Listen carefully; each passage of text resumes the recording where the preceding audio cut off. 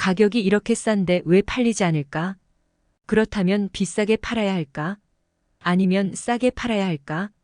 이런 고민을 하고 있다면 오늘 정답을 알려드리겠습니다. 이 사실을 알기 전에는 사업을 시작하지 마세요. 고객의 입장에서는 가격이 싸면 쌀수록 좋다. 그러나 여기에서 문제는 싸면 팔린다. 라고 생각한다는 것이다. 이렇게 싸니까 반드시 팔릴 거야. 라고 생각하며 전단지를 배포한다. 그리고 전화가 걸려오지 않으면 가격이 이렇게 싼데 왜 팔리지 않는 것일까? 라며 한숨을 내쉰다. 이것이 현실이다. 그렇다면 비싸게 팔아야 할까? 아니면 싸게 팔아야 할까? 정직한 사람도 최대한 비싸게 파는 쪽을 생각해 보아야 한다. 그 이유는 정직한 사람은 이익이 거의 남지 않을 수준까지 가격을 낮추는 경향이 강하기 때문이다. 본인은 면밀하게 이익을 계산해 본 결과 이 정도면 충분히 마진이 남아 라고 생각해서 가격을 결정하지만 계산이 너무 안일해서 문제다. 이처럼 석기 시대의 숫자에 빠져 있는 정직한 사람들이 정말 많다. 가격을 비싸게 설정하는 쪽이 좋은 이유가 하나 더 있다. 가격을 싸게 설정하면 할인 이외의 다른 판매 방식을 연구하지 않기 때문이다. 할인은 매우 쉬운 방법이다. 바보도 할 수 있다.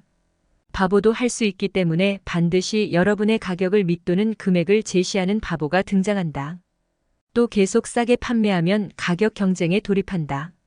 이 경쟁은 규모에 의해 승패가 정해진다. 대형 판매점을 적으로 돌려 경쟁하게 된다면 죽창으로 전투기를 떨어뜨리려는 행위와 같다. 원시인의 전법이기 때문에 당연히 시도조차 하지 말아야 한다. 그렇다면 어떻게 해야 현명할까? 고객은 구입하려는 상품이나 서비스의 가치가 지불하는 금액보다 높다고 느껴졌을 때 구매를 결정한다. 따라서 상품을 판매하는 방법은 두 가지가 있다는 사실을 알 수 있다. 1. 지불하는 금액을 낮춘다. 즉 할인을 한다. 2. 상품이나 서비스의 가치를 높인다. 1의 방법은 앞에서 설명한 대로 원시인의 방법이다. 그렇다면 2의 방법이 좋을 것이다. 그렇다. 간단한 문제였다. 상품이나 서비스의 가치를 높이면 가격을 높게 설정해도 된다. 무슨 말이야? 그럼 원가가 올라가서 이익이 줄어드는데? 이렇게 생각할 수도 있다. 역시 여러분은 현명하다. 냉정한 판단력을 갖추고 있다. 사실 가치에는 두 종류가 있다. 절대적인 가치와 고객이 느끼는 가치다. 절대적인 가치는 가격표에 쓰여 있는 가격이다. 즉, 판매자가 정한 가치다. 예를 들어 넥타이 한 개에 3,000원이라는 식의 개별 상품 가격이다. 한편 고객이 느끼는 가치는 이건 이득인데 라거나 이걸 구입하면 손해야 라는 식으로 고객의 가치관과 관련이 있다. 즉, 구매자가 느끼는 가치는 반드시 가격표와 일치하지 않는다. 이렇게 생각하면 고객이 느끼는 가치가 절대적인 가치를 웃돌 때 구매가 이루어진다는 사실을 알 수 있다. 그렇다면 고객이 느끼는 가치를 높이면 원가는 같아도 비싼 가격을 설정할 수 있다는 말이군. 이건 좋은 방법인데. 그렇다. 문제는 어떻게 하면 고객이 느끼는 가치를 높일 수 있을까? 하는 점이다. 여러 가지 방법이 있지만 두 가지 예를 들어보자. 해외여행 갔을 때 면세점에 들렀더니 넥타이 3개를 구입하면 1개를 무료로 더 드립니다. 라는 이벤트가 눈에 들어온다. 그것은 결국 25%를 할인해 준다는 뜻이다. 하지만 넥타이 25% 할인이라고 절대로 쓰여 있지 않다. 왜 그럴까? 1개를 무료로 더 드립니다. 라는 쪽이 25% 할인보다 구매율을 높인다는 실증 데이터가 있기 때문이다. 이것을 앞에서의 이야기로 치환해 본다면 똑같은 상품이라도 1개를 무료로 더 드립니다. 라는 쪽이 고객이 느끼는 가치를 높이는 것에 해당한다. 나아가 TV 홈쇼핑을 떠올려보자. 전형적인 판매 패턴은 이렇다. 이제 마음에 걸리는 가격이 문제인데요. 남 지금 사시면 이 고급 카메라가 단돈 19만 8천 원입니다. 우와, 그래요? 이렇게 싸게 팔아도 되나요?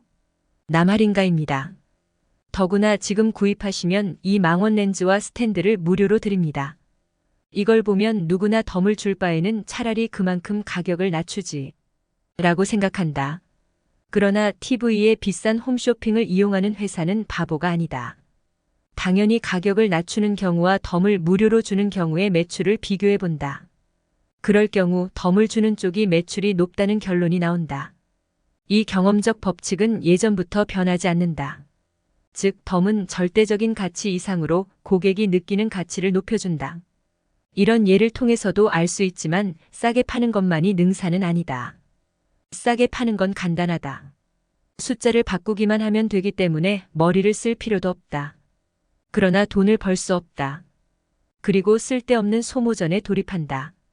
정직한 사람이 실패하는 이유는 고객이 느끼는 가치를 높이려는 노력을 하지 않고 싸게 판매하는 데에만 집중하기 때문이다. 그들은 맹목적으로 싸면 팔린다라고 생각한다. 고객이 모이지 않는 것은 알고 있다. 하지만 가만히 있으면 불안하니까 계속 같은 행위를 반복한다. 이것은 사고 정지 상태로 마약에 중독된 것과 같다.